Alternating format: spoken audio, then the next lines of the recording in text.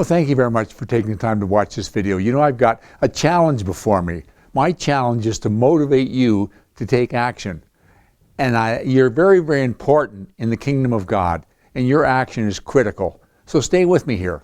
I'm going to start by taking us way back in the Old Testament to a time when Israel was under the leadership of David, their second king, the beloved psalmist.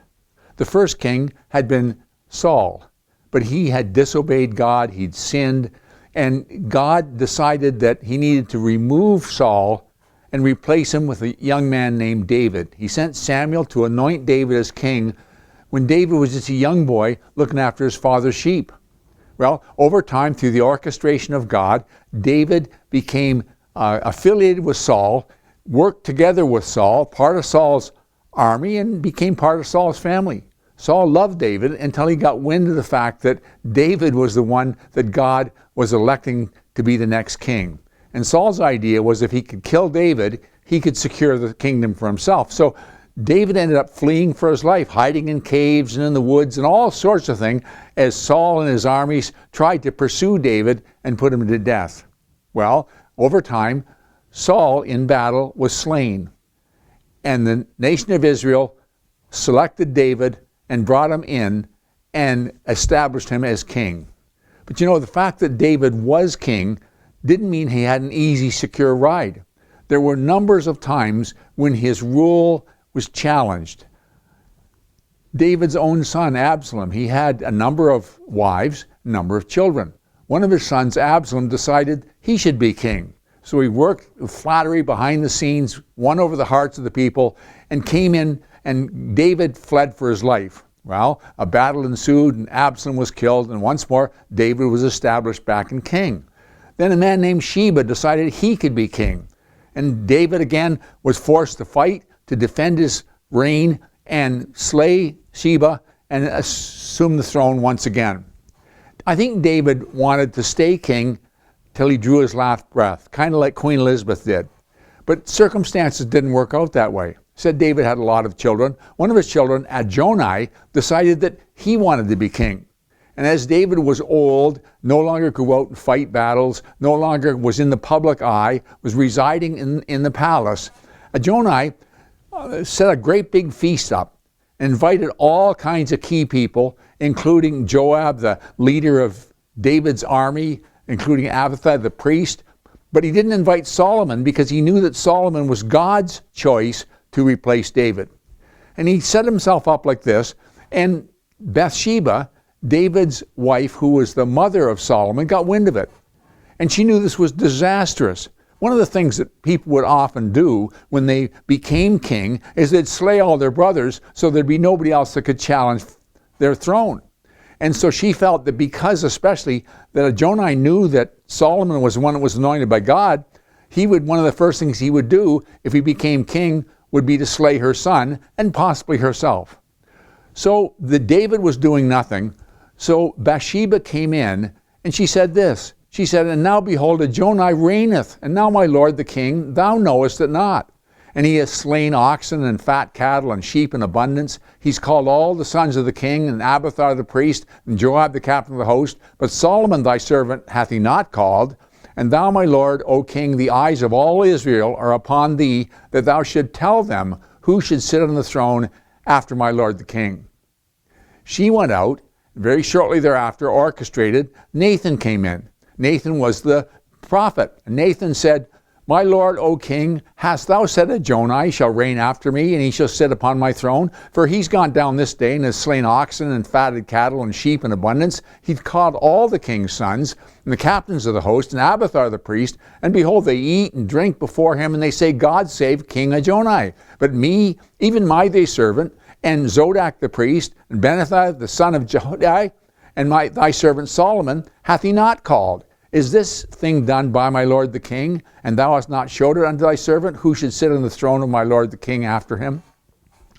So they came in and they said, "David, you need to do something."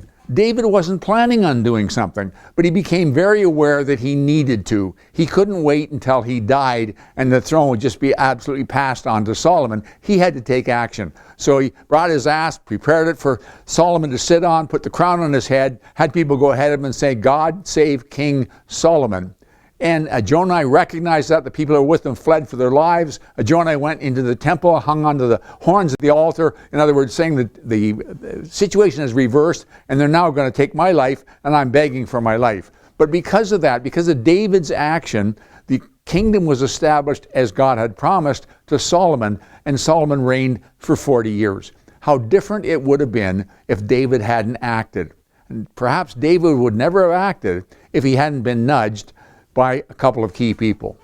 We can come now into the New Testament. We think about the life of Jesus. Jesus was born in Bethlehem. He was born of a virgin. Wise men came following the star. Shepherds heard from angels that this was the Messiah. This was God incarnate. And Mary knew all of this, of course. Well, Jesus had, for the first 30 years of his life, had a very normal life. He went to school, he played with his friends. As he grew up and finished school, he established himself in a career. His dad was a carpenter and he became a carpenter. And he went about building and doing the things on a day-to-day business and his chores. It was as though he was just another person out there. But Mary knew better. Well, Jesus at one point, when he was 30, was called to Cana of Galilee to a wedding. So he went, and during the wedding, they ran out of wine. Mary came to Jesus to tell him about it. But she didn't just say in passing, "Jesus, they ran out of wine." She said, "Jesus, they're out of wine." She said it in such a way she's provoking him to action. And Jesus said, "Woman, what have I to do with thee? My hour is not yet come." Well, she knew better. So she went to the servants and she said, "Whatever he says to you, do it." Well, he thought about it, and then he said, "You know what? Fill these vessels up with water and then dip and draw out to the governor of the feast." They did, and the water was miraculously turned into wonderful wine. And that was the start of Jesus' ministry. And for the next 3 years, Jesus ministered, and it shook the world. But it took a nudge. It isn't just Bible characters we can talk about. Let's go to about 100 years ago, to a man named Henry Ford. Henry Ford was penniless and going nowhere until he moved onto the same street that Thomas Edison lived on.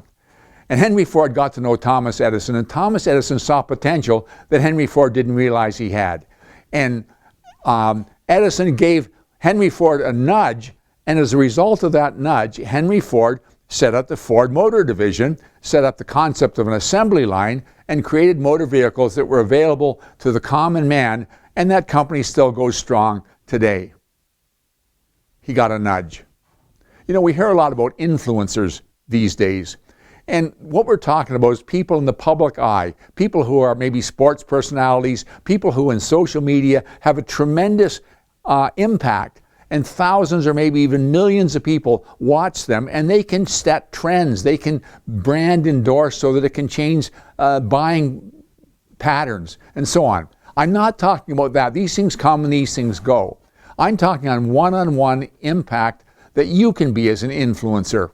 There's a poem that says, "He who knows not, and knows not that he knows not, is a fool. Shun him. He who knows not, and knows that he knows not, is simple. Teach him." But listen to the next two. "He who knows, and knows not that he knows, is asleep. Wake him. He who knows, and knows that he knows, is wise. Follow him." And it's the last two. The person who is asleep that needs to be awakened, and the person who is wise and should be followed. When I was a kid, up at our cottage, we had a bookshelf, and we had all kinds of books and magazines in there, a number of Reader's Digest. And in the Reader's Digest, one of the sections was my most unforgettable character. And there people would write in and tell the story about who was the greatest influencer in their life, somebody who impacted them in such a way that it changed their destiny, it changed their direction. Always interesting to read. We think about Bathsheba and Nathan. We think about Mary, how what they said motivated action. We think about Edison. We think about the articles in the Reader's Digest, but somebody's action and somebody's life motivated somebody else. And the challenge for you is every day you rub shoulders with a number of people.